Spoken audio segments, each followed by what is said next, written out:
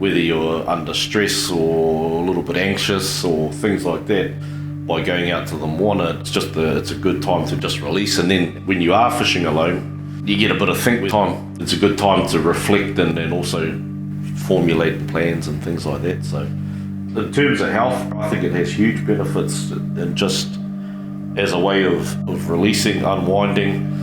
And I think there's always I always find there's like a spiritual connection, to the moana for those that are moana people.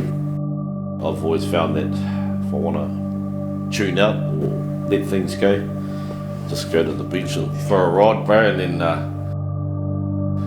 then just chill.